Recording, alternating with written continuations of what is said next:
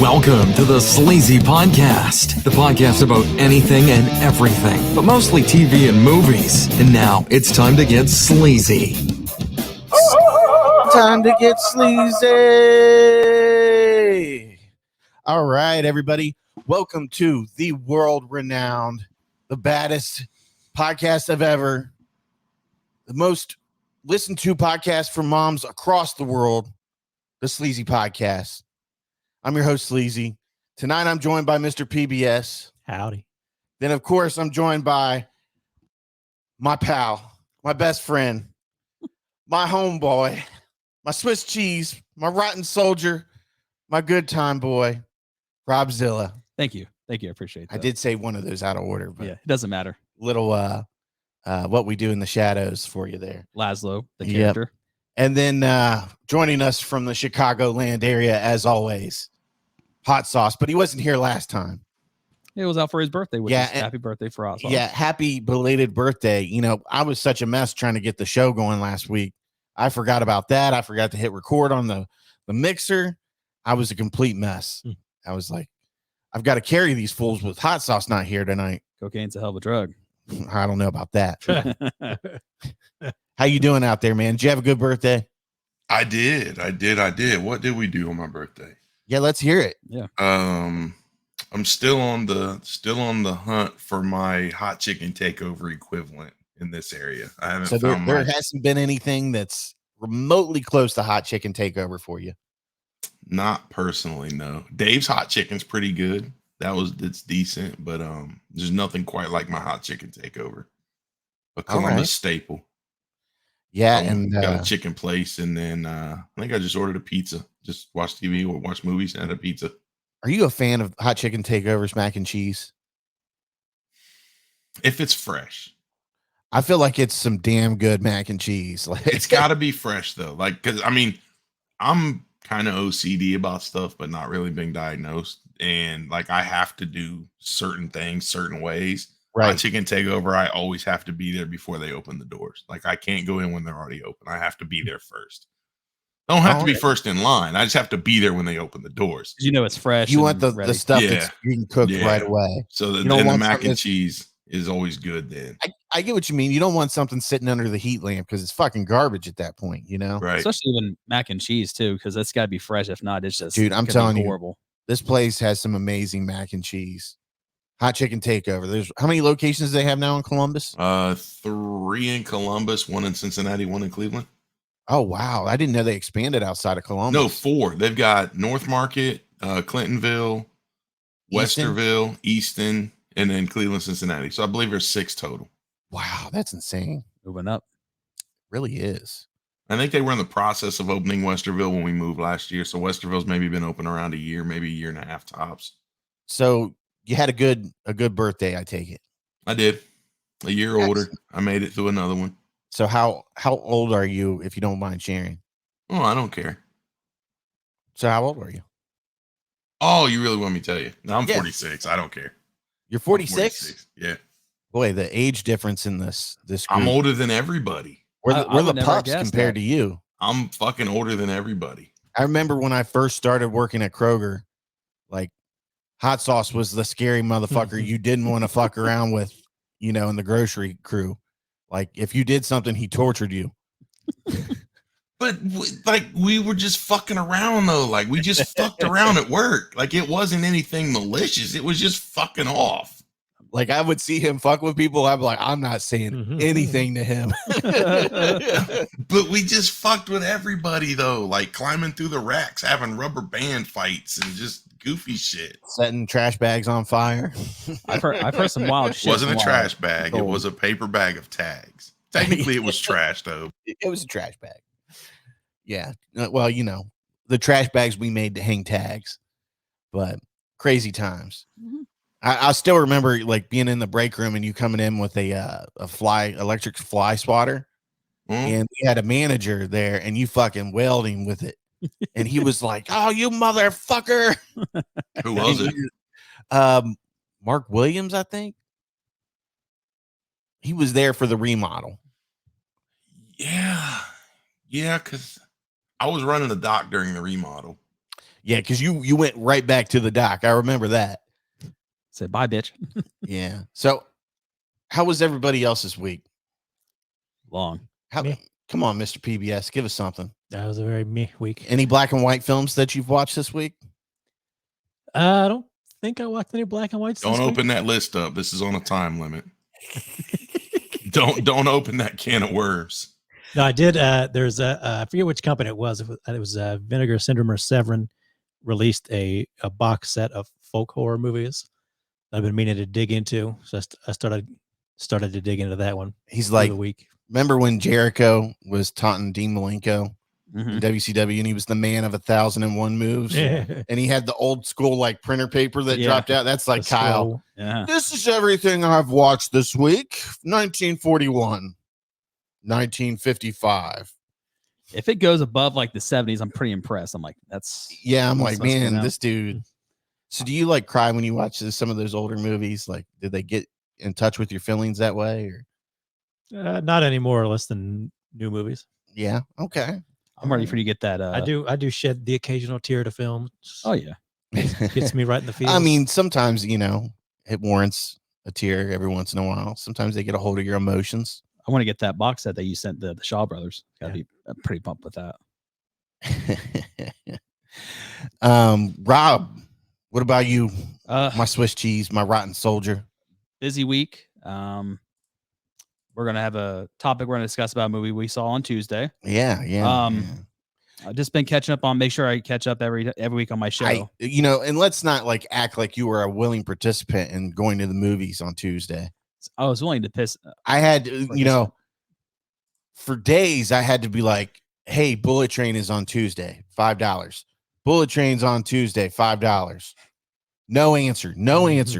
Not responding. This is what Rob does when he doesn't want to do something. He ignores you. And he doesn't respond. And then when the day comes, he's like, "Oh, I've been busy and I just, it's just been terrible. It's been busy. My stomach hurts. I got the bubble guts. I had to feed Brownie and it was too much for me and I had to put the phone down for 4 days. I've been on the toilet since 5:37 with diarrhea." More like 5:45. It does kill me when something premieres. I'll get a message around 7:15, 7:30. Yeah. Hey, did you watch that yet? I'm like, it just came out this morning. I do forget that sometimes. I'm up early. Oh man, That's my fault. I had an eventful week. We went to the movies and had to run around yesterday like crazy. And then it's kind of funny. Someone tried to catfish me this week. A guy we went to school with. You know what? Same thing happened to me with that. I didn't respond. Yeah. Dude, okay, so listen to this. I'm not going to say any names, but a guy I went to school with, I don't know if his Facebook account got hacked or what. Something happened. But he messaged me, "Hi." I don't respond. Every week, it went from every week to hi, hi, hi. And then it started happening every other day. Hi, hi, hi. Mm-hmm. And then I get this message from this chick. She was like a black chick or something, or mixed chick. It looked like Spanish or something. Yeah, or Hispanic or something. And I'm like, I don't know who this person is. I've never added this person. Where did this person come from? Mm-hmm. So I look at the friends and I see that there's 2 mutual friends, both from high school. And one of them is one of our listeners, Megan. So I messaged Megan and I'm like, "Do you know this person?"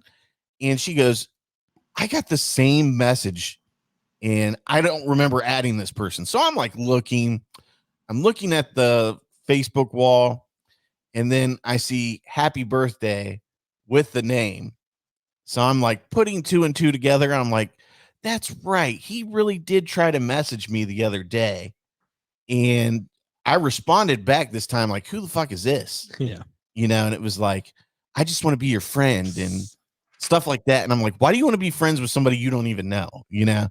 And it was just like, "How are you doing today?" Like kept asking me, "Hey, how are you doing?" And I'm just like, "Would you please leave me alone?" And I'm trying to work. I don't have time to deal with you. well, what time do you get off work? And it was like, I'm not telling you that. Please leave me alone. Stranger danger. So I'm looking at the Facebook page, and whoever, if this is him or somebody that hacked the account, they were too fucking lazy to delete what people had posted on the Facebook account, the page. Mm-hmm. So it said happy birthday, and we'll just call him Harold for that. And I was like, I saw the name, and 2 and 2 went right together. I was like, that motherfucker. Mm-hmm. And so I went and I looked up, public information. The birth date matched with the birth date on that. And I'm just like, this is you, Harold. Stop fucking around. Like, leave me alone. Go find something to do. Gosh, what's the deal with the attitude? And I'm like, I don't have time for this, dude. Go away. And then I blocked him. Well, it's just like, because I saw it come up, I was like, I don't remember adding this. I'm like, who? I was like, I didn't even say nothing. I just deleted it. I was like, what is that? I think a lot of people did, and I was like one of the last Mohicans, Mohicans. And but it was just weird. And I was like, why would you need to do that? Like, you could have, eventually wrote me a message and I would have responded eventually, other than hi.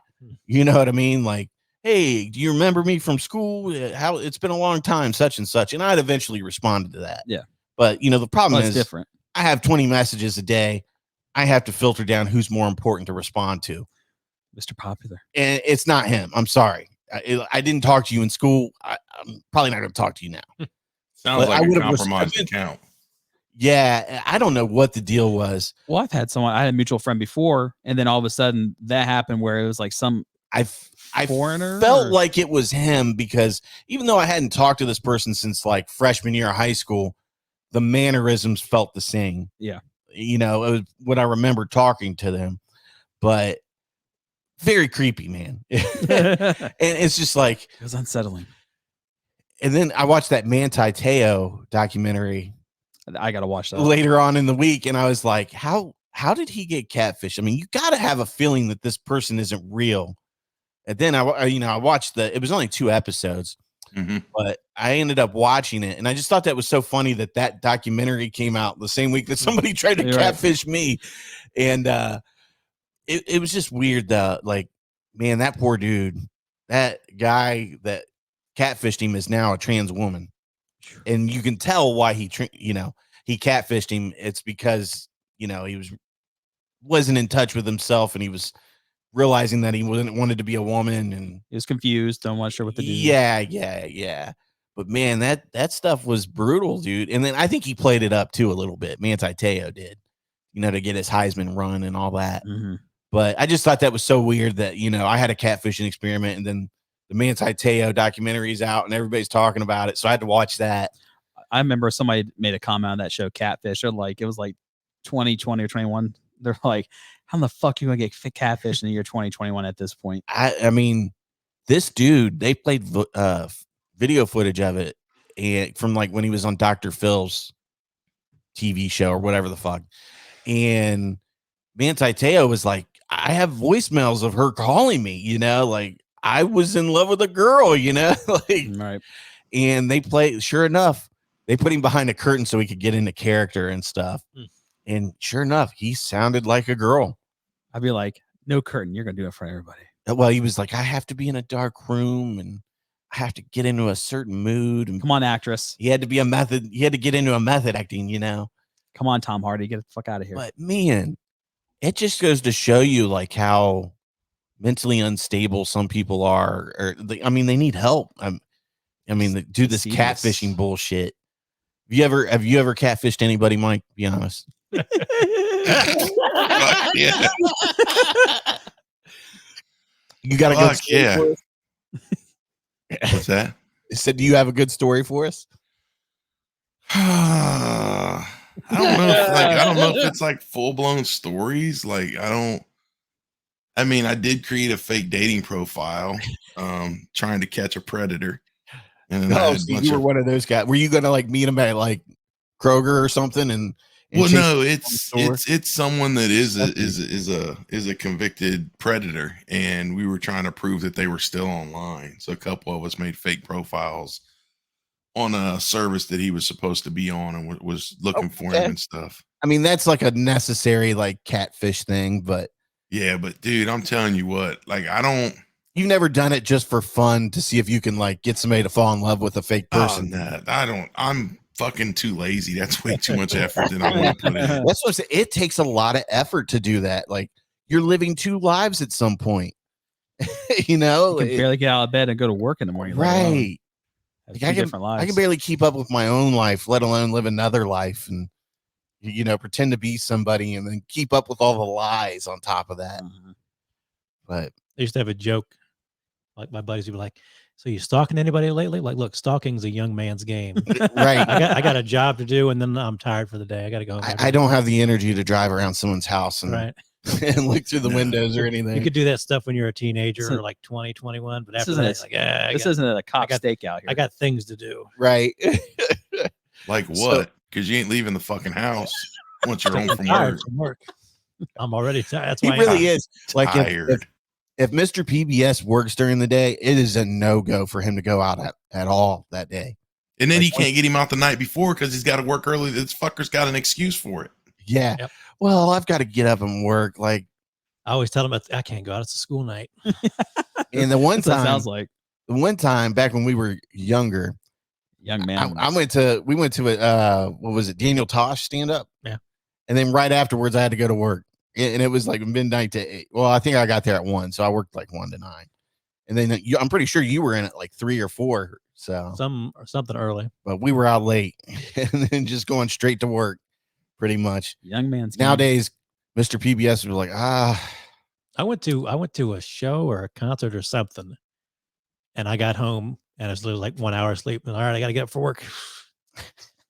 Yeah. I mean, I did shit like that when I was younger. We also went like halfway through the shift. We went in, clocked in, worked like 2 or 3 hours, and then clocked out for lunch, drove up to Cleveland, watched an Indians game, drove back, clocked back in from lunch, and then finished our shift. So we were on, it was like a 19-hour shift, and we were not even there for what I mean, we did work an 8-hour shift, but it was like we clocked out for lunch, drove 3 hours, watched the ball game, 3 hours. Like we were gone for like 9 hours. As long as you get your work done, it was done. That matters. So I actually picked this up it was a 10-pack of 7.5 ounce cans of Coca-Cola Dream World. I don't know if you can see that. Dream World. It's a little dark in there, a little shadowy. Well, you know, I bought that cool light, so we had to turn the lights off, and then we've got a little selfie light in front of us just to put enough light on us. But it looks cool, though, I think. You know, Rob can't jerk anybody off under the table because he can't reach. Yeah, I mean, this T-Rex arm. It's never a problem. The alligator arms. I drank one of those yesterday, by the way. How did you like it? Didn't finish a 20-ounce bottle, which is rare. That bad, huh? Just wasn't a huge fan of it. What is that taste? That pineapple? Yeah, it tastes like cough medicine. That's me weird. personally, I at first I thought it might have been strawberry, but then I thought it was like a fruit punch. Kind of, it smells like some kind of fruit punch. Mm-hmm. I got like a fruit punch or a tropical flavor from it. I feel like I don't like it. I feel like that pineapple or whatever kind of overpowers everything. I don't know if this is something that I would be enjoying in my dream world. No. I'm just going to say that Coca-Cola. I'll be happy with the Coke Zero, please. But I have to tell you this. Robzilla's lady found some Code Red Zero Mountain Dew. That's like unheard of. I know. Where's that at? She found it, I think, at Walmart and Lancaster or something like that. And then she went to the one in Canal, and then she found a couple of them there. In the country Walmarts are carrying them to keep up with That's the hillbilly caffeine. The hillbillies that have converted to diabetes. Yep, diabetes. And they need the zero now to keep stay healthy. Did you get any of the Cinefuego Cinnamon Toast Crunch? Did you get any of that? I haven't seen it anywhere. It's online only. That's why I ordered mine online. It's Walmart online only. You got to order online for delivery. I have not. How is it? it tastes like you're eating some kind of like a Red Hot, or you said those Oh yeah, you know the hot tamales. the hot tamale. It's a spicy cinnamon candy. Like like if they took a hard spicy cinnamon candy and crunched it up and dusted the cinnamon Like toast crunch. Big Red Gum or something. Exactly. Yeah, Yep. yeah. Big red gum. Yep. I did have some spicy mayo on a burger last night, and I'm not a mayonnaise fan, but that Even shit was spicy, really. no, I don't like spicy stuff. You know, I'm very sensitive to it, but I was like, man, this shit's good. I was like dipping my chicken nuggies in it and Chicken nuggies. chicken nuggies, and then my hamburger. I was like, oh, this is good. But all right, did you guys hear Michelle Branch is getting divorced? You just mentioned it to me earlier, which I didn't know. Yeah, she's getting divorced, man. Supposedly, her husband, the drummer for the Black Keys, cheated on her. Then she got arrested for what is that when you beat your spouse up? Domestic violence. Domestic violence. Yeah, she got arrested for that. Saw her mugshot up there. Looked like you got a shot in. Oof. Yeah. Kind of like maybe not a black eye, but some bruises around her face. I just gotta say, you know, I have always admired Michelle Branch. You know, I've always thought she's very cute. But a long time ago when I was younger, I had a dream that I was in a cabin with Michelle Branch. She was, you know, serenading me. It was a nice cabin, wonderful cabin. It's just us. It was kind of cold outside. Fire's lit. You know, she's got the acoustic guitar out and she's singing to me. But I think the universe is finally lining up for this to happen. Hey, maybe you got a chance now. You know, like when I saw that article, I immediately thought of Dumb and Dumber. So you're saying there's a chance. So you're telling me there's a chance. More like 1 in a million. But hey, you know, if it, you know, anything does happen, you guys are more than welcome to come down to Tennessee in our cabin, spend the weekend together. Sounds good to me. She'll put on a nice show for you guys, sing all the hits, anything that you might know by request. Then she'll beat you. Well, I'm saying, why do I not know who that is? I'm looking her up. What has she done? Is it like the "You're Everywhere to Me"? That song, is that her? Yeah, she was kind of like Did she do alternative pop star. Yeah, Did it's she like do that. the I'd Walk 500 miles? No, No, that's that Vanessa Carlton, Yeah, I think. yeah. They're all kind of mixed up to me on that one there. They're on that same genre. It was so- everything, everywhere, You- something like that. Or to me, Everywhere. Yeah. that one's pretty good. And she has the "If I Just Breathe." Mhm. Da, da, da, da. I'm listening to Everywhere now. Okay, that's nice. We can't even hear him, isn't it? That's nice that he can multitask like that. You know, if we had I like know this song. look how excited he was about that. I know Now, what can- this is. Yeah, I know what this song Everywhere. is. Now you're excited. You're like, man, Yeah. Okay. I would go down to Tennessee for a weekend. That's a catchy ass Okay. song. I always thought it was really good. Don't worry. If things ever come through with us, you're more than welcome to come down to the cabin.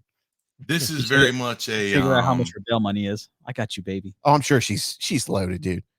I read in the article that she's asking for child support. I guess they have 2 kids together. Mm. And I'm like, wow, like, I mean, I guess that he would be more, I don't know. Do you think he would be more successful than her? I got to think she's got loot, you know. She was pretty successful in the early 2000s. But he's like a musician and a producer and everything else. Yeah, I mean, he may have her beat there. But he's a weird looking motherfucker too. Have you seen him? See like the tall one with the glasses? I forget what they. him. Yeah. Yeah, he's like a mega. Yeah, he looks like a mega nerd. Yeah. See, were they both from Ohio or just him? Just him. I think, was he from like Dayton or something? Hold on, let's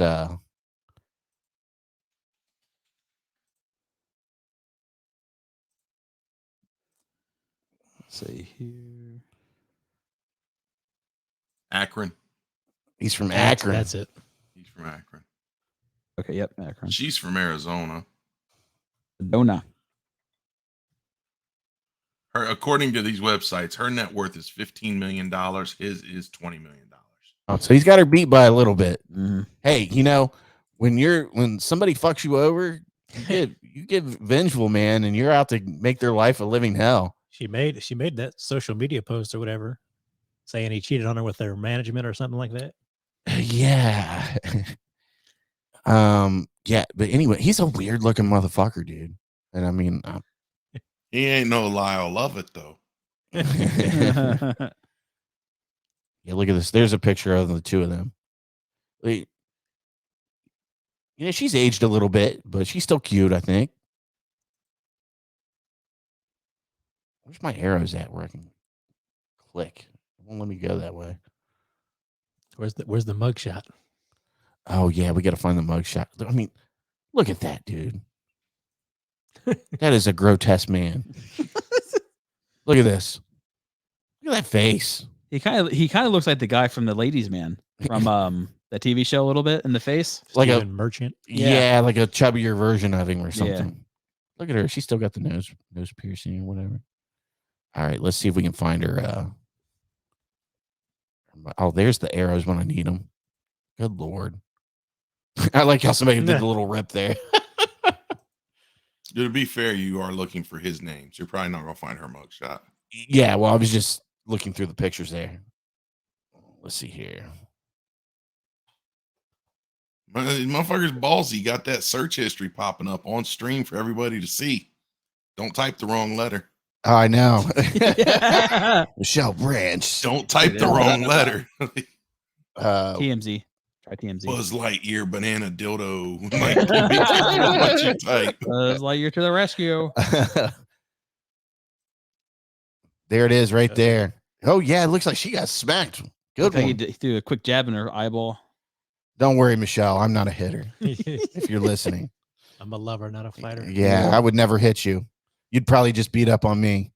She'll give you the You're on one of those guitar check. You're on one of those TikToks like, tell me your boyfriend won't see without telling me. You're just in the studio typing away on your Right. Well, it would be me like looking at my Funko Pop collection or something, Those are hilarious because I've seen those where they have all the Marvel stuff and they're just standing there like cleaning it and they're just like staring at their they're doing like miniatures or whatever. Yeah. Almost like Dungeons and Dragons and stuff. They're like, looky there. That's a nice picture. Yeah, but anyways, Michelle Branch is newly single, it appears. So and you didn't see my actual search history. That was all Google suggested stuff. There was some blue in there. There was some blue in there, but it was all safe shit. There was some blue. We saw the hyperlinks. Did you now? He knows how to use that incognito mode. Fuck it. It's my computer. Look at it. I don't give a fuck. It's on there. This coming from a man that gave a big black dildo trophy to someone, to a fantasy football loser 2 years in a row. 3. No, 3. I'm sorry. 3. I'm just taking 3 feet. And the video. And the video when I saw this, I'll never forget that day he showed up with it. We're all in the office laughing, and he pages him in, and he was so pissed. We need you to come to the office, please. Okay, so we do have some crazy news here. Just a couple articles here. You get your final tallies on the Coke Dream World there. Get your final impressions. I mean, I don't like it. Yeah, I don't know. It's not one I'd buy. I've got 8 of these motherfuckers left, and I'm like, I don't know how I'm going to drink them. Start tossing. I didn't finish a 20-ounce bottle. These may be going to like some homeless shelter or something. They take a sip of it. This is dog shit in this store. They throw it trying back to at fucking kill me. I remember when I was a little kid, I was at like some Christmas parade downtown back when they used to do Christmas parades in like the late 80s, early 90s here in town. It was like right after Thanksgiving. And I remember it was like one of my mom's coworkers or somebody bought a homeless guy a hot dog.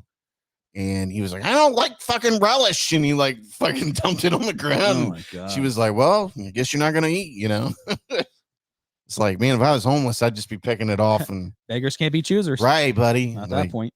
Eat what you like out of there. Pick the rest of it off, fucker. Yeah. But you scrape that bitch off. All right. This one, Hot Sauce actually sent in Utah-based Lions Not Sheep apparel company fined for swapping made in China tags for made in USA. Cocksuckers. All right. A Utah-based apparel company known for its inflammatory t-shirts that often espouse pro-Second Amendment and pro-Trump messages was ordered to pay a hefty fine by the Federal Trade Commission for falsely claiming some of its products were made entirely in the U.S.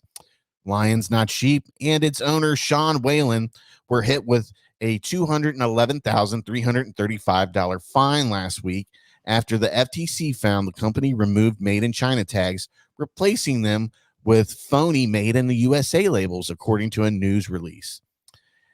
It's the latest development after a complaint was filed by the FTC in May.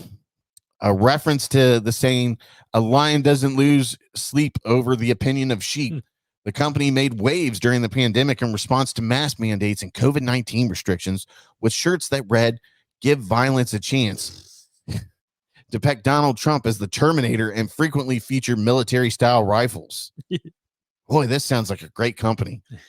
The company also has a celebrity roster that includes mixed martial arts fighter Donald Cowboy Cerrone, imagine that, Robert J. O'Neill, who claims to be the sole Navy SEAL who killed Osama bin Laden, and motorcycle racer Davey Millsaps. In addition to the fine, the company was directed to stop making bogus, that's in quotation, bogus, Made in the USA claims, and to come clean about foreign production. Lions Not Sheep now needs to prove the product's final assembly or processing takes place in the U.S. and that all or virtually all ingredients or components of the product are made and sourced here before it tells customers the apparel is American made. Any qualified Made in the USA claims must include a clear and conspicuous disclosure about the extent to which the product contains foreign parts, ingredients, or components or processing, the news release reads. Finally, to claim that a product is assembled in the United States, Whalen and Lions Not Sheep must ensure that it is last substantially transformed in the United States. Its principal assembly takes place in the United States, and the U.S. assembly operations are substantial. Awesome. Now, does anybody know if the Made in USA tags that they're using were those made in China as well?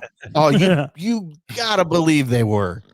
Were they sourcing Made in USA? The tag said Made in USA, and on the back it said Made in China.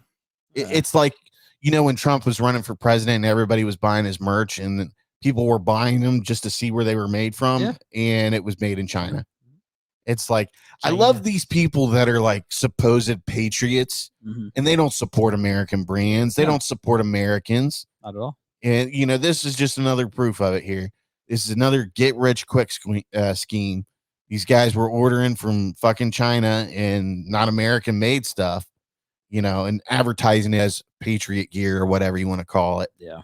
But, it is what it is. Grifter's gonna grift. Yeah. That's all it is. It's just a get-rich-quick scheme. Where's that sleazy shirt you're wearing made in? I don't know, but I'm not claiming it's made in America. I'll tell you that right now. Probably made in China, but it was printed in America. Yeah, I mean, it was printed in America, and it provided an American job. We'll say that. How's that sound? Because this did come from Tennessee. I know that. Wherever it's printed is in Tennessee. I don't know the exact city, but so fuck off. What if they're outsourcing and they're just using fake Tennessee tags? Just trying to make sure you're aligned. They're shipping it. They're going through all the effort to ship it to Tennessee and then have it shipped from Tennessee to Ohio. It's like all those companies that have PO boxes in those low tax areas. So right. Say, oh yeah, our corporate headquarters is located there. I noticed something during the pandemic. Well, I noticed something earlier on in the pandemic because technically we're still in it. A lot of those companies that were popping up with Facebook ads for masks, ships from U.S. warehouses, but it's a foreign product. It just and they're very adamant about stating, ships from U.S. warehouses, in stock U.S. warehouses. Where'd it come from, though? Where was it made? You didn't make that shit. Yeah, it is what it is, I guess. I mean, a lot of our shit's made from China. Pretty much. A lot of prescriptions and stuff like that, and everything we enjoy, pretty much. Give a fuck where it comes from. As long as it lasts, and I ain't got to pay a lot for it. I don't give a fuck who made it. And it doesn't get me sick. You know? That's all that matters. All right. Armless Florida man accused of stabbing tourists. It's funny. I looked at this article and I saw the guy and I was like, he looks very familiar. And then I saw a TikTok with Barstool Sports president, where he was doing a pizza review. Yeah, David Fortney or something like And that. this guy was that guy in the video Yeah, from because like a year ago or something. because he had like a book bag or something. He was dragging on the ground. He was pulling it, and he was like, "How's he pulling that?" He's sitting there like staring at him. He goes, "How the fuck's he doing that?" Yeah.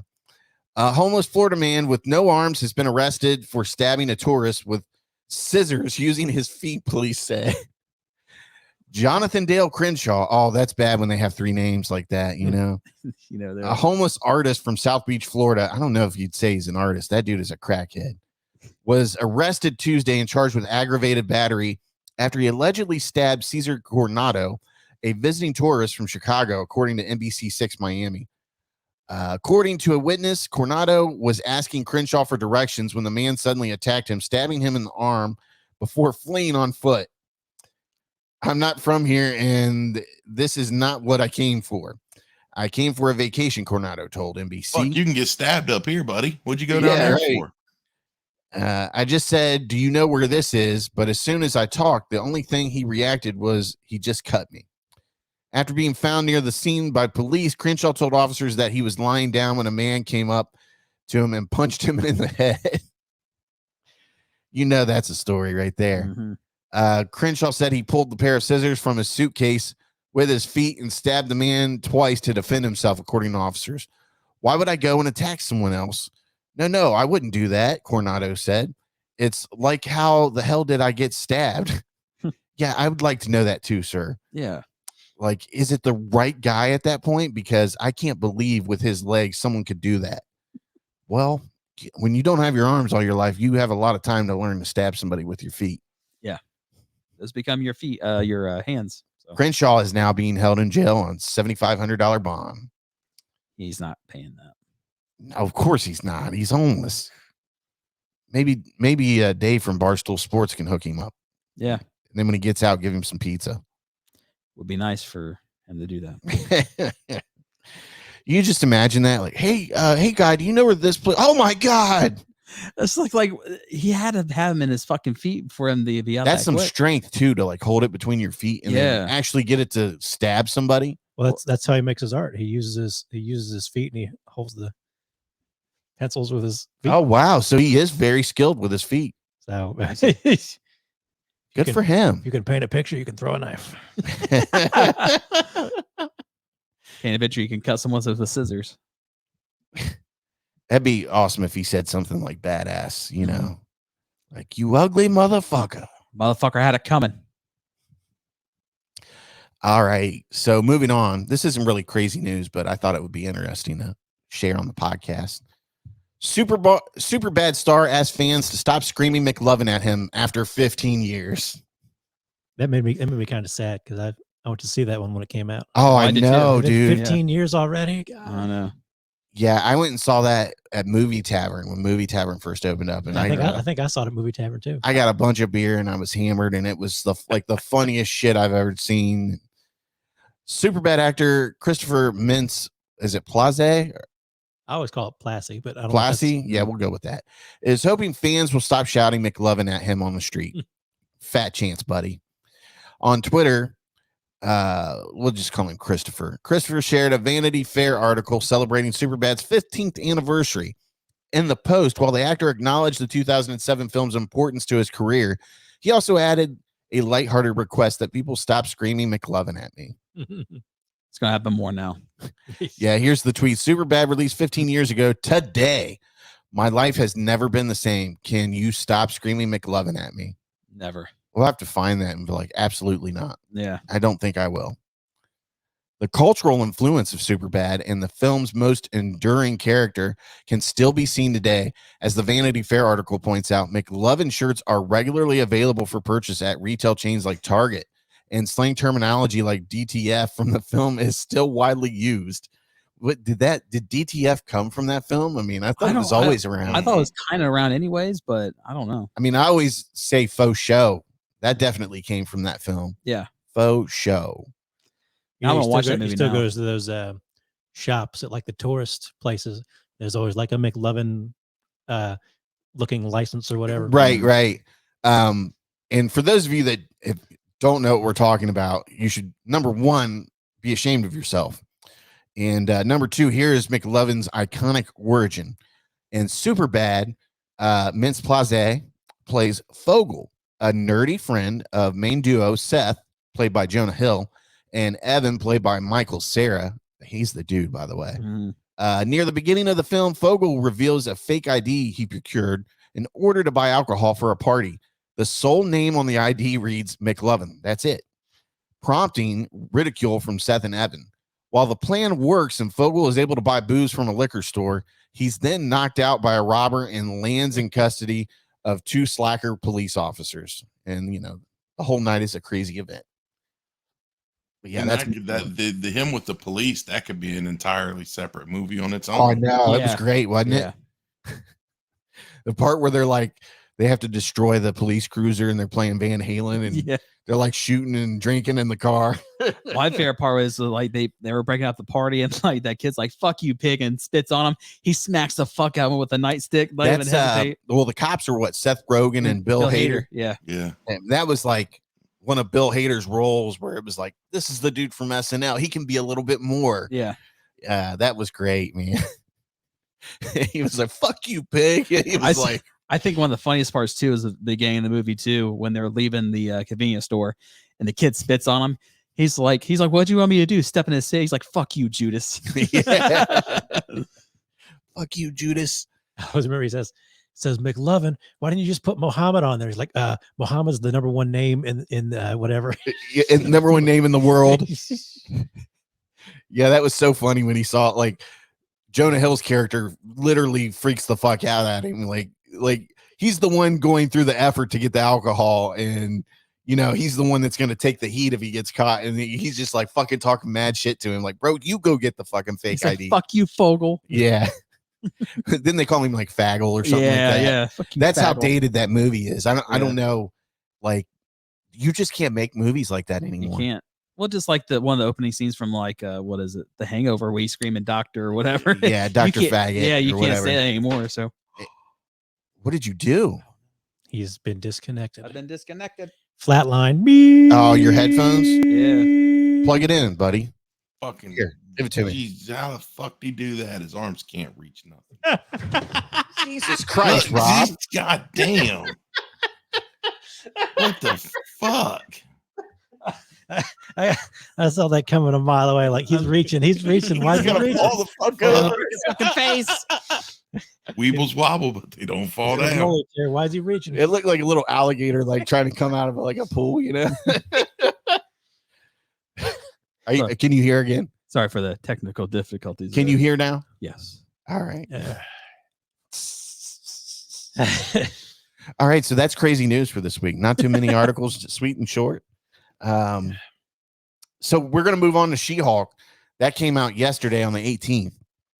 And I got to say, like, when we saw the initial trailers to She-Hulk, I was like, this shit looks whack.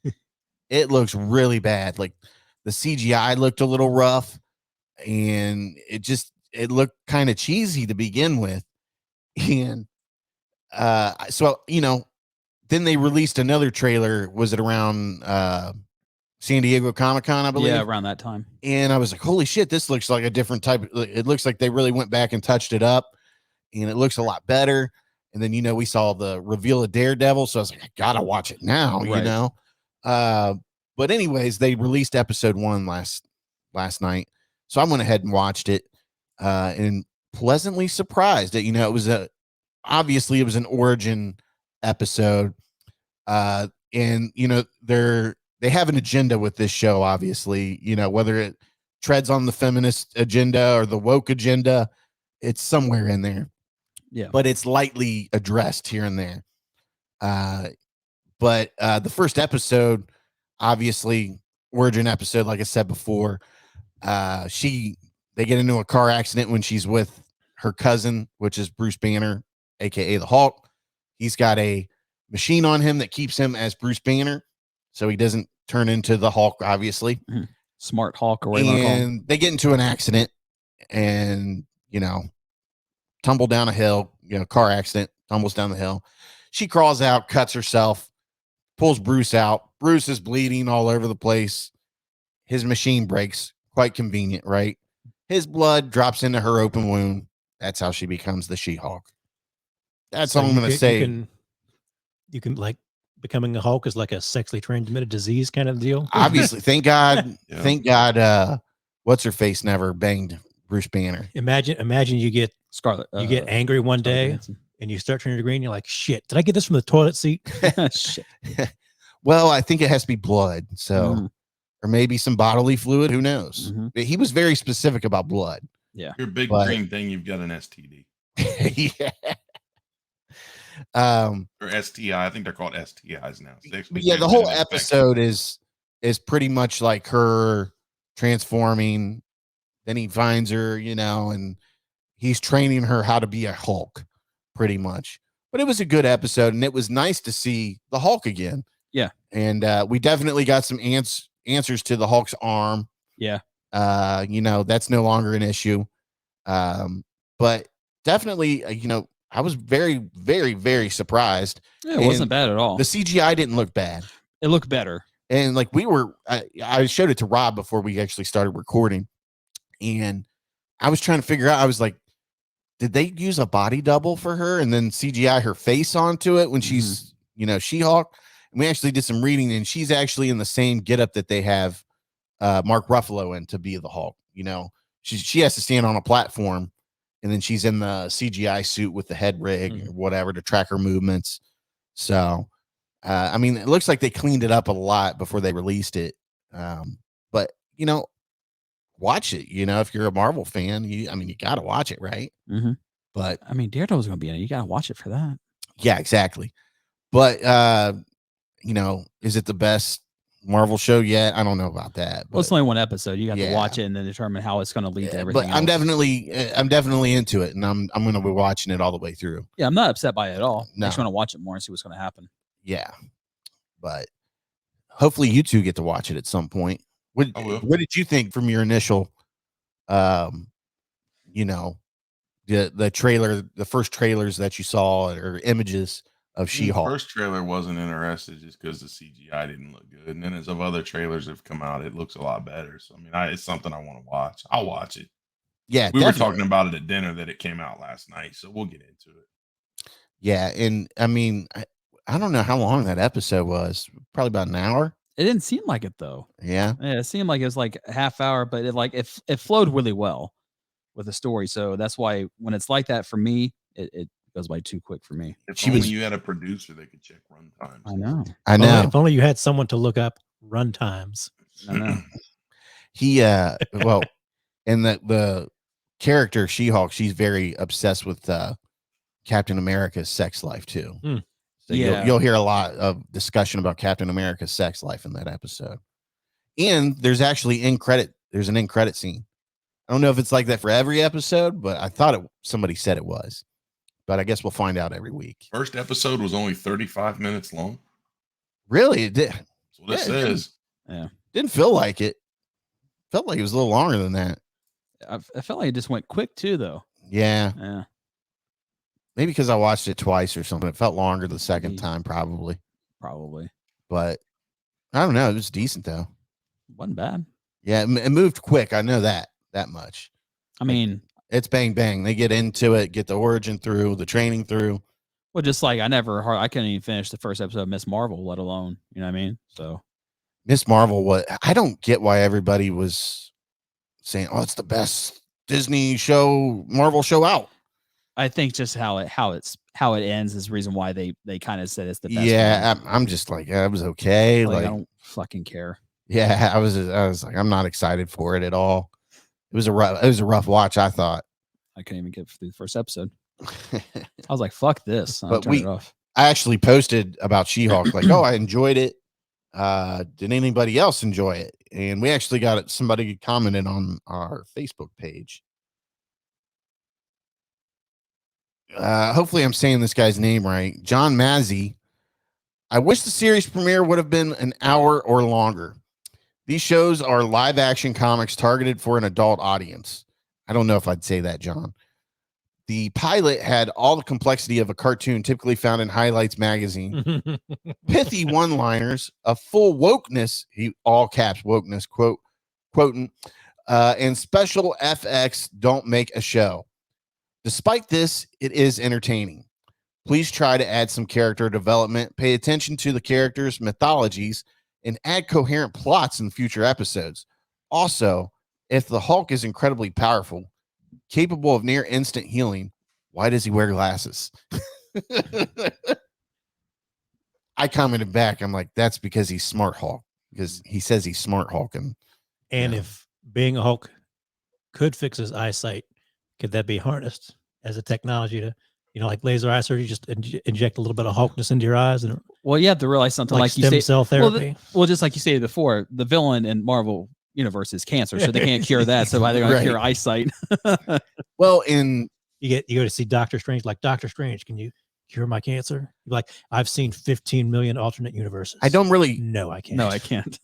I don't really disagree with anything that guy said, but Highlights magazine. Yeah. Highlights magazine. That's pretty funny. That was good. The pithy one-liners. Well, that's Marvel. That's what they do. It's a female character, Yeah. so of course there's going to be some wokeness to appeal to the younger generation. Mm-hmm. But I don't know. I think it's marketed for everybody, not just adults. So we'll have to get that, get that through the stamp that down real quick. It's very much a family show. Yeah. It's meant to be for something the whole family can sit down and watch, not just you. Well, it's very on brand for Marvel. Now, Daredevil. That's not a family show. Daredevil's marketed for me and you. Yeah. it's for the big Punisher, boys. Yeah. But yeah, I mean, I think it's going to be a decent show. I mean, we're going to have like the woke stuff and, different things that affect culture nowadays and, address everybody's needs and stuff like that. I just don't think there's any getting around that stuff nowadays. They're trying to normalize as much as they can. I was going to say, is it necessarily a wokeness, or is it just, this is what you see every day now? I mean, this is, it's thrown around a lot anymore. There's I think part, people just like to use a word, and it's not. I don't think it should be wokeness. I think it just should be every day. I mean, this is normalizing. Yeah, and I think that's what they're just trying to get to. Like pronouns and stuff. Like there's a part where she's in a bathroom, and other girls walk in, and they're like, "Are you okay? You don't need that guy. Are you okay, girl?" Or I mean, or they say something like, or he or they, they specifically make it a point to address that she might not be a she or a he, or she may be a they. Yeah, I mean, like you said, I mean, I just think it's them trying to, it's just a normal part of culture nowadays. And, for us that have been from a different time and generations, like it's just something that we're all going to have to get used to eventually. Because, the younger crowd's normalizing it. So, moving along, we watched a Netflix documentary over the weekend. I Killed My Father. It's 3 episodes long, and it's about. Is there any kind of documentary that Netflix won't show? No, that's like almost like their bread. Like, can we make a documentary like Robzilla? I almost fell out of my chair. Mm-hmm. Yeah, I mean, I guess they're willing to go for it. Maybe we can get a documentary. I feel like it probably only maybe 2 episodes. Maybe was it an accident or was it premeditated? We can get a documentary about Rob feeding his dog every morning. Yeah, in the afternoon. It'd be like a nature documentary with like Richard Attenborough. As Rob fries the ground beef and the steak that he can't afford to eat himself, he feeds the dog so he can keep it alive and be happy. It'll be like just like the grizzly man gets eaten alive by the blind dog. Yeah. It's killing me. Do you think Mr. Chocolate ate Grizzly Man? I think in the documentary, like he was like talking about the bear and like it was becoming more territorial. They think that's the same bear that was in the video as the one that came in the tent and killed him and his girlfriend. Yeah, there was one of them. He named them all. I just remember Mr. Like, Chocolate. He calls like Mr. Fuzzy Bear and a bunch of some like weird bullshit. He's like, stop that attitude, Mr. Chocolate. He's a goddamn wild bear. Like, what do you expect? You ever watch that Hot Sauce Grizzly Man? Yeah, I've seen that. I just don't. Mr. Chocolate isn't ringing a bell for me on that. Yeah, one of the bears' name is like Mr. Chocolate. I remembered. I've watched it. I've watched it a couple of times. The Fox was named Spirit that stole his hat. Yeah, and he thought he was like playing a game. Spirit. thought he was playing a game with the Fox, and it was like, "Give me my hat back, Spirit." God Was that damn it. called Grizzly Man? Yeah. But anyways, I Killed My Father. It's a documentary about a kid who kills his father, obviously. Mhm. But you get through this first episode, and they just hit you with a twist at the end Yeah, you're of like, the first episode. oh, watch the second episode now. And Until they hook you in. there's no way. I mean, obviously, you're going to read about this before you do it, so you'll have some knowledge of it. But this kid kills his father, and he's saying it's self-defense and yada yada yada. The detectives kind of like there's no marks on this kid. Yeah. He wasn't in a physical altercation. We're going to charge him with murder. But then these other people do some digging. Some other investigators or something. Well, one of them was a co-worker of his. Yeah. And because there are certain instances with his father which rose a suspicion, Well, and then she goes further into it. There was some group that saw this story on the news or something, Yeah. and they do some digging or whatever. And here's the silver bullet. This kid has been missing for 15 years Mm-hmm. from Texas. And what did this or no, it wasn't Texas, it was Louisiana or something like that. It was around, yeah. Yeah, and apparently he has the father that he killed has this kid with this lady, and he beat on her, all this other shit. Cocaine addict and all Yeah, that. alcoholic. Takes off with the kid, relocates to Houston. They have no idea where this guy's at. Somehow he tricked him and got custody. But anyways, and that's the gist of this documentary. And it goes through in a court system and everything. And you'll be surprised by the outcome. Because, I mean, this kid really cold-blooded murdered this dude. Yeah. I mean, what I think was they were charging him for manslaughter, but they were trying to get him for murder too, I think. Yeah. That's what it was. They were trying to not have it to where he'd spend the rest of his life in jail. Mm-hmm. But I don't even remember the kid's name now. I've been so bad here. It was Anthony. They called him AJ, but it's Anthony Joseph. Yeah, because the mom and the grandma called him AJ. Yeah, that's what it was. But crazy story. I couldn't believe it when I was watching it. I mean, there's very few documentaries where you're just kind of like blown away by a twist or something, but this was one of them. But hopefully you get time to watch it, Hot Sauce.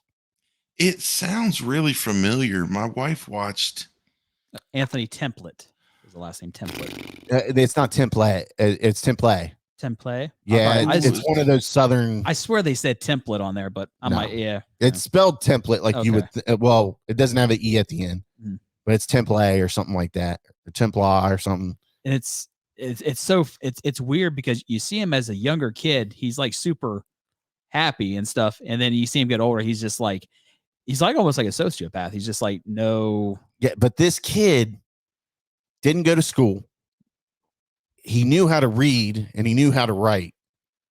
He didn't know how any kind of social interaction. But he had no social interaction. But he had a part-time job, it sounded like. He had a part-time job at like a greenery, like a greenhouse, basically.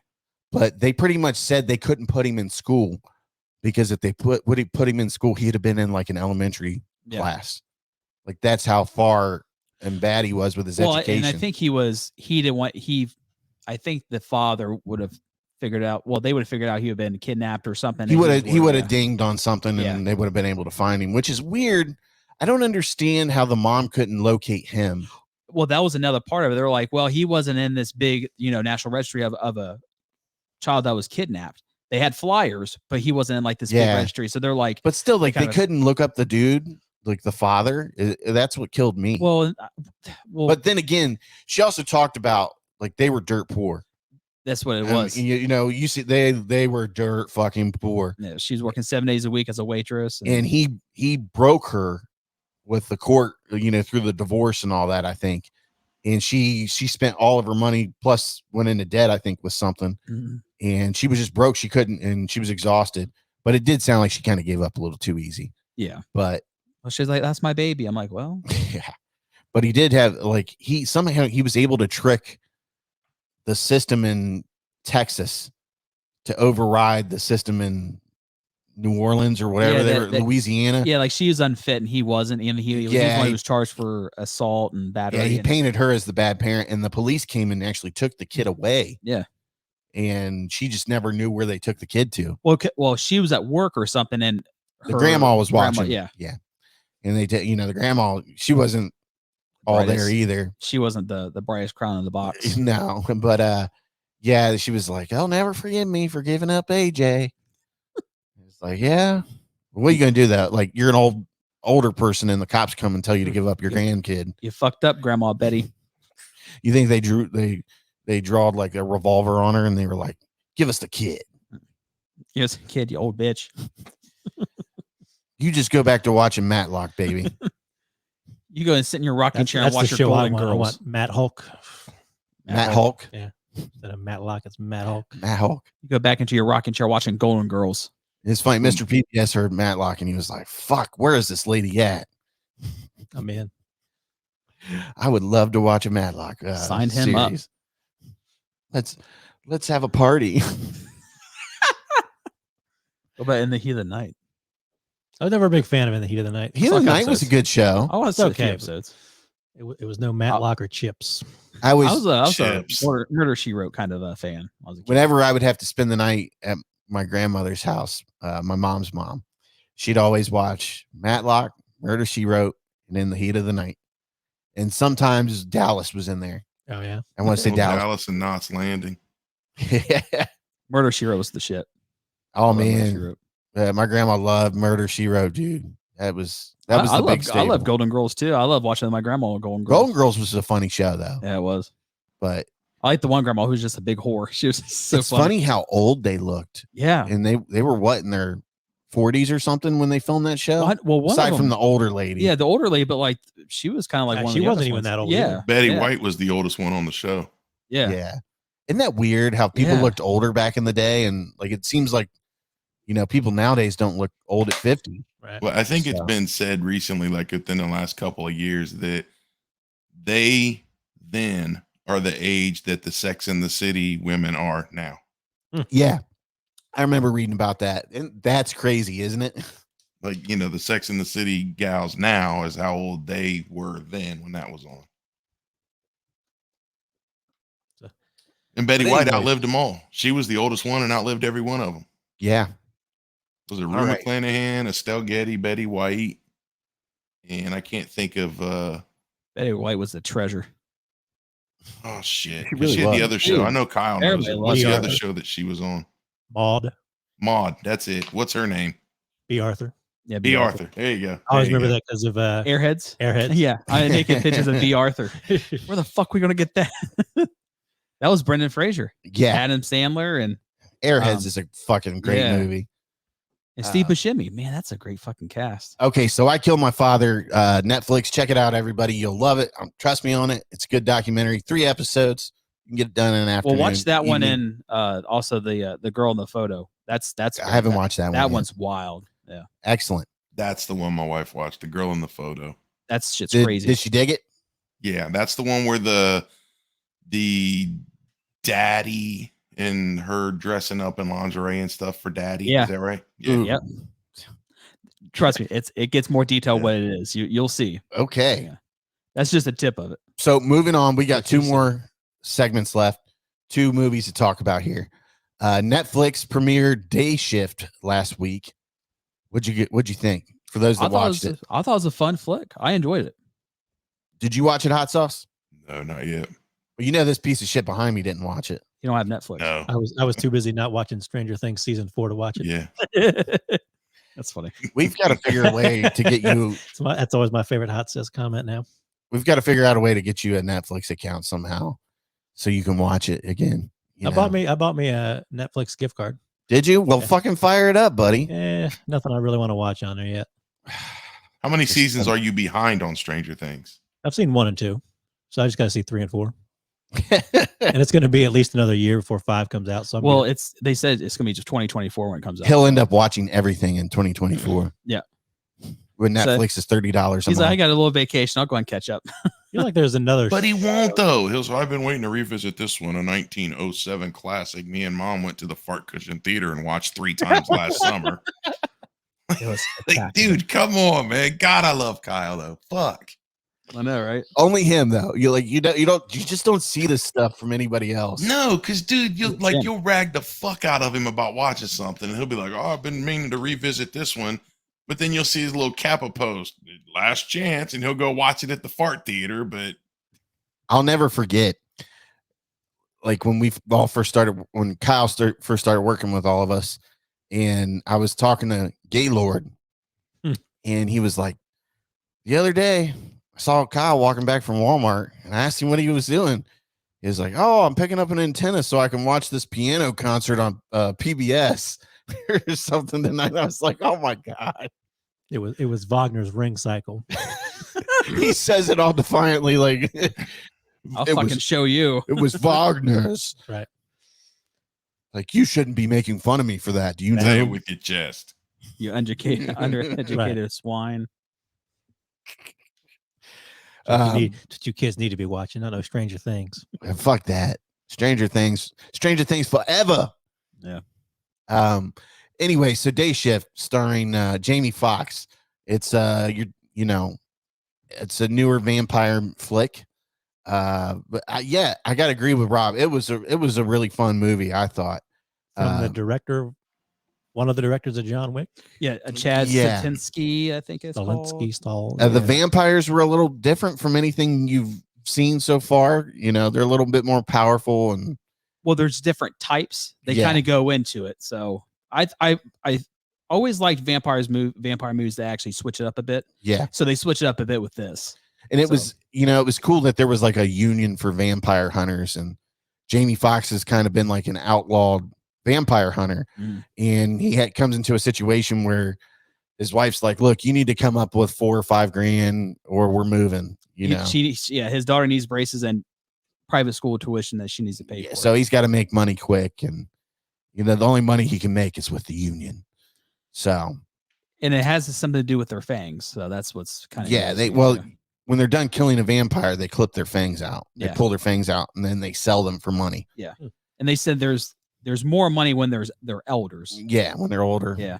And they're a certain type of vampire or something like that. And there's I think the first ones when they first get bit or they turn, they can't process human blood, so they eat rodents and shit for a while until they. But I mean, stuff like that. Like I said, it's not like, it's not your typical like, it's got a great plot and great twist and all this stuff kind of movie. It's just a fun shoot 'em up vampire movie. Yeah. And James Franco's in it. He plays like he's great. He plays like a nerdy kind of union rep, and he has to go along with Jamie Foxx to make sure he doesn't break any union violations or anything like that. And Snoop Dogg's in it. Snoop Dogg's a guy that John. Yeah, I mean, listen, Snoop Dogg is just Snoop Dogg in every movie he plays. Yeah. And that's all you're going to get from him. They cowboy him up a little bit, but that's about it. But it's still fun. It's fun. It's still fun. You laugh at some scenes. You get some cool action parts as far as I'm concerned, where you're like, "Oh shit," Well, they kind of do with the vampires too. They're very acrobatic and very contortionist. Yeah, they can bend their bodies. Yeah, and they heal pretty quick too. Yeah, there's some crazy shit. You're like, that's pretty fucking sweet. Yeah, I liked it. I liked what they did. The different way they approached the vampires. Yeah, but it's definitely a fun movie. Is it the best movie? No, but if you're bored and you want to throw something on, you're going to be entertained for the night with it. Are you going to have a fun action movie? Absolutely. Yeah. It's, like, I wouldn't call it the John Wick of vampire movies, but no, it had some nice action in it and it had some really cool action scenes. And I love a shoot 'em up movie. Yeah. So it was right up my alley. And Jamie Foxx wasn't bad in it. It's typical Jamie Foxx. Yeah. So I preferred, James Franco. I really liked his character. I thought he was James Franco really added to them. I think if James Franco wasn't in it, it wouldn't have been that good. I agree on that. But it's definitely one of Netflix's better movies. I'll say that much. Yeah. So, very low bar there, though. Yeah, and better than Love and Thunder or not? I think that you would say it's better than Love and Thunder.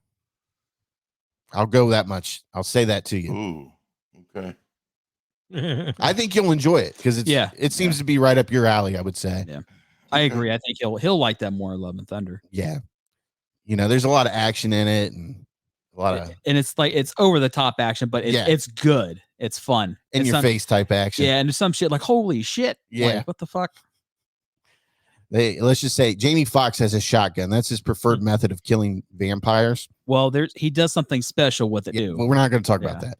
But bro, Rob is like a half a second. Dude, this motherfucker is the Tom Holland of your movies. Eric would be like, yeah, there's a thing with the union. Yeah, they've got to cut their teeth out. Well, fuck, dude. Yeah, the vampires are living. Yeah, they're contortionists. Jesus fucking Christ, Rob. Sorry. I know. This is like the Tom Holland. Can you tell I'm trying to leave something to your imagination? Dude, everything you said. Sorry. That's why we love him, though. I do better. What was the runtime on it? Give me the runtime, please. 1 hour and 52 minutes. It's a Netflix movie. It's got to be 150 something. You're autistic, fuck. I believe I do have the touch of the autism. You really do. You are on the spectrum, buddy. I am. Nothing against autistic people, but you can definitely tell. I remember when Rob was in the hospital one time and we went and visited him, and the nurse, like Rob has like 1,000 fucking IV things hooked up to him. And the nurse is in there like trying to fucking read and, you know, type shit into the thing and get shit accurate. And Rob's like, oh, yeah, by the way, this movie comes out. And the nurse left. And I was like, Rob, you know that nurse gives absolutely no fucks about what you just said. I know. They're trying to fucking get your dosages right. And you're fucking talking to them while they're trying to read fucking, you know, how many milligrams of shit they need to throw into your IV bag. She's going, can he overdose on this? Because I'm about to fucking give it to him. If I give him too much insulin, maybe he'll stop talking. That shit about happened last week. Oh, no. What'd you do? Nothing. I just took my regular dose and I went to Dad's and was giving money. And I'm like, I started feeling funny. I said, I feel like I'm fucking dying. So I scanned my meters, 54. Oh, your sugar was too low. Yeah. So you just shot the wrong dosage up? No, I did the right dosage. But like, so how did it get that low? It was, dude, since I went to the doctor, they adjusted my dosage. So but what it was is that I didn't have breakfast, but it was the long lasting one. So that's like, I was going to wait. Yeah. And just fucking hit me. I was like, Jesus Christ. That's right. Because you take the two different types. Yeah. I was like, geez, I ran to Burger King and grabbed like a sandwich. I had to. You should be like, Dad, where's all the candy at? I give me a Coke, Dad. Give me a Coke. I had a Diet Coke, and I'm like, they ain't gonna do shit. There ain't no sugar in that motherfucker. No. I was like, I had a couple pieces of cheese. I'm like, I don't know why the fuck I'm eating cheese. And then I just went and go grab a sandwich and went home. I've been around Rob when his sugar gets low. This motherfucker starts sweating, and he looks like when heroin addicts don't get heroin in time. Yeah. No shit. He's fucking die. He's like, bro, drive me to Walmart right now. I gotta get a fucking banana. I ate a fucking banana quick. And I'm like fucking Paul Walkering it around the fucking parking lot, and I'm like, go in, get your fucking banana. I was like, okay.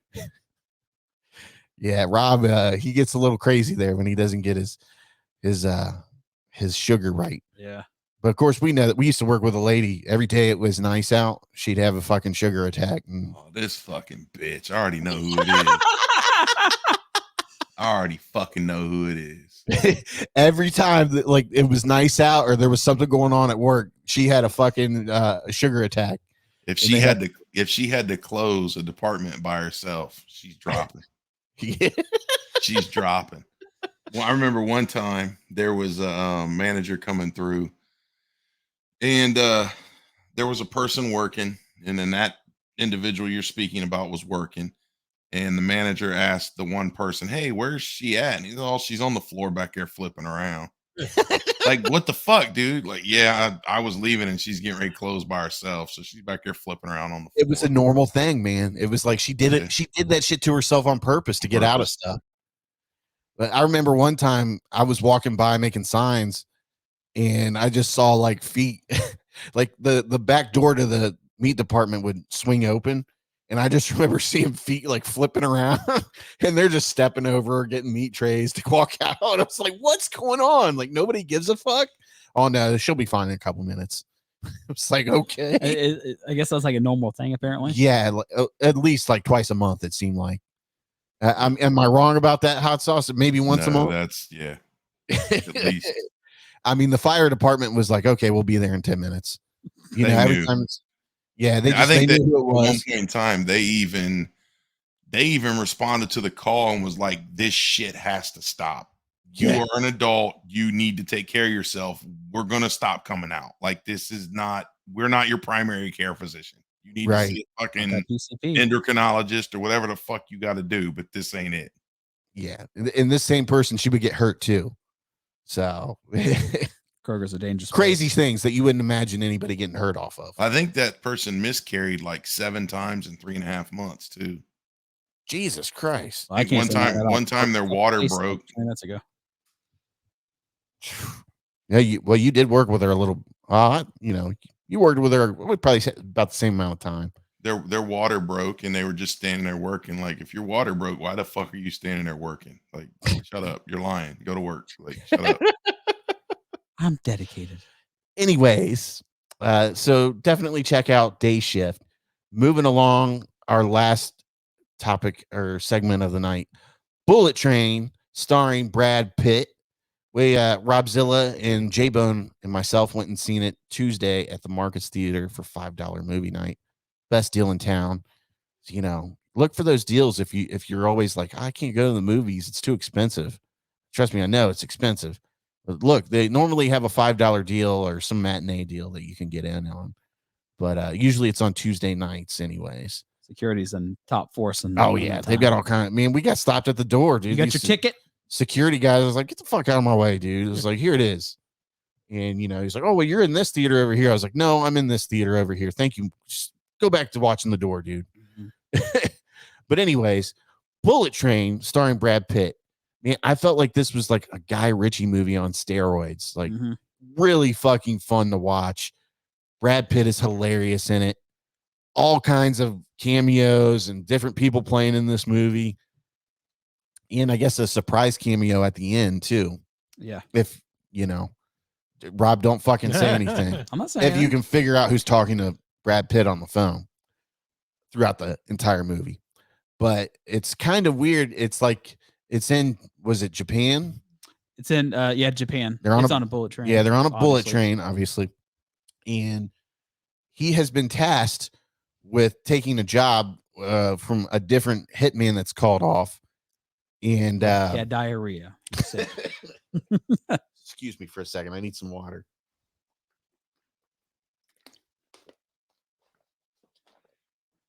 Anyways, he's been tasked with recovering a suitcase. He doesn't know what's in the suitcase. And he's just got to get off the train. Rob, do you want to go on from there? Yeah. So he's tasked with getting the briefcase.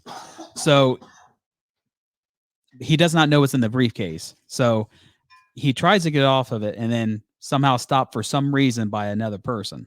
So at that point, it's like a whole charade of, it's got a touch of like, what's the best way to say it? Like a touch of Smoking Aces directed by Guy Ritchie. That's what it feels like. So then there's, certain people on the train with certain agendas. Yeah, it's funny. There's all these different people on the train with their own agenda, and it's all revolving around the suitcase. And it kind of all comes together at the end. Yeah. But in the meantime, there's just all these people that are just coming after the briefcase. Poor Brad Pitt's character, he just wants to get off the fucking train with this briefcase. Yeah. And people keep fucking attacking him, and he's like, I don't fucking know who you people are. Just leave me alone. I don't recognize you. I just want to get the fuck out of here. Just want to get off the train. And he can't get off the train. Something is always preventing him from getting off the train. And it's just an excellent story. It's super funny, man. There's all kinds of funny parts in it. Great action, great actors in it. Yeah. And I mean, it's just well written. I thought it was a well done movie all the way around. It is a little long, I'll say that. But it flows well, so it's not. Yeah, it's not a what problem. was it, 2 hours and 9 minutes or something like that? It is. Is that the official runtime, Rob? Official runtime. Let me see here. Look, does he have 126? So was that 206? Yeah, 2 hours 6 minutes. There you go. But yeah, super, super, super fun movie, man. This, like I said, it really did remind me of like a Guy Ritchie movie on steroids. How Guy Ritchie has these action-packed movies and they have this awesome twist at the end, sort of like that. So I think if you're a fan of, the Guy Ritchie kind of movies, you'll really, really, really, really enjoy this movie. And hopefully I'm not hyping it up too much and somebody goes and watches it and they're like, oh, it sucked. But I really enjoyed it. I laughed my ass off throughout the movie. There's a little bit of some dark humor that we were laughing at and some other people were laughing at, so I didn't feel as bad laughing at it. And what's his face? Like, I didn't even realize it till we were talking at dinner earlier. The dude from Superbad, or is it Aaron Taylor Johnson? Is it not Superbad? Kick-Ass. Kick-Ass. Sorry. He's fucking jacked. The dude from Kick-Ass is in this movie, and he's fucking built, man, like a motherfucker. I didn't even recognize him. He's got like the 80s stash, and he's got a British accent. Yeah, he's doing a British accent, and then I forget what was the other guy's name? Can you look him up real quick? The black guy. Yeah, he played his twin brother. Like they're twins. They're twins. They're hitmen, but they're called twins. And one guy's white, one guy's black. And Brian Tyree Henry. Yeah, he was really good in this one too. Yeah, that's really good. So everybody that was in this was phenomenal, I thought. So here's a fun. See, I looked this up as fun fact. So the director David Leitch, he's actually been Brad Pitt's stunt double.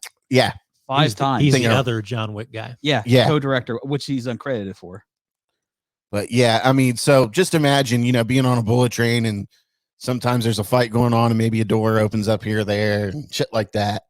And then, a mystery kind of involving in between this unfolding before your eyes. But super fun movie, man. I just can't say enough about it. Like, I can't wait till more people see this. And then, of course, they'll post all the funny parts on like TikTok or something. Yeah. But I really enjoyed it. Man, I'm a Brad Pitt fan when he does like these kind of movies where he's funny and it's little action packed and all that. Like, I think he really shines in that type of role. Well, even like him, like we talked about too, the Lost City with Sandra Bullock, and oh, he was so funny in that. Yeah, I'm like, he was fucking fantastic. You're like, Brad Pitt's awesome for a shitty movie. Yeah, he really shined in that movie. He was the best part. Yeah. But anyways, so if you've got free time, hit up one of those $5 movie nights like we did and see Bullet Train. And who knows, it may be coming to video on demand here soon. It's been out for a couple weeks now. Yeah. It's funny. It seems like any more shit is out for 2 weeks, then it's boom on Netflix. It's either you can rent it or not buy Netflix, but on a streaming service. Some of those movies do have, like, if they don't make a certain amount of money after 2 or 3 weeks, they go to video on demand streaming. Yeah, and that's interesting. And then sometimes like NBC or Paramount, if they own the rights to it, they just go ahead and fucking put it on their streaming service to get more subscriptions.